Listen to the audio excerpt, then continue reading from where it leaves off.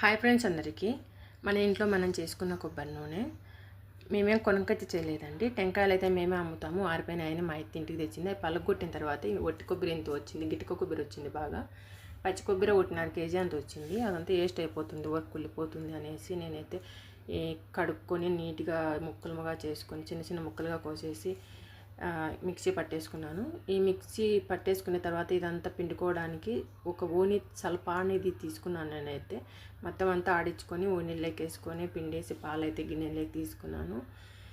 ఈ పిండుకొని ఈ వేస్ట్ అంతా ఏం చేస్తాం, ఒకటిని పడేయకూడదు కదా, ఒకటిని వేస్ట్ అయిపోతుంది అనేసి నేనైతే ఒక ట్రబ్బులోకి వేసేసి ఆవులకి ఇచ్చేసినాను.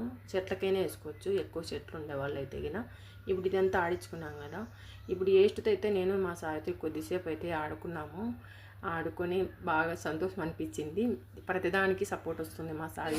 చెట్లకి వేసుకోవచ్చు పిండింది ఇదంతా. ఇదే ఇప్పుడు మందపాటి కవర్లోకి పోసుకున్నాం కదా, పోసుకొని కొద్దిగా ఐటు మీద పెట్టేసుకొని కొన్ని గంటల తర్వాత మళ్ళీ తీసుకొని అది వాటర్ అంతా తగ్గును ఉంటుంది, లిక్విడ్ పైన ఉంటుంది. తగ్గును వాటర్ని కొద్దిగా హోల్ పెట్టేసి అట్లా కొద్ది గంటల తర్వాత ఇట్లా వేరువేరు అయిపోయిన తర్వాత వాటర్ అంతా తగ్గు పంపించేసి ఇప్పుడు ఒక మందపాటి పెనం అంటే నీట్గా ఉండేది, కర్రీస్ చేయకోకుండా ఉండేది దాంట్లో చేసుకుంటే నూనె మనం తలకైనా పెట్టుకోవచ్చు.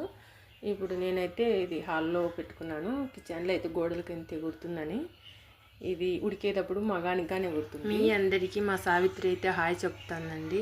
ఇది ఉడికేటప్పుడు పైకి ఎగురుతుందండి, మగానికి ఏదైనా ఎగురుతుంది, జాగ్రత్తగా ఉండాల.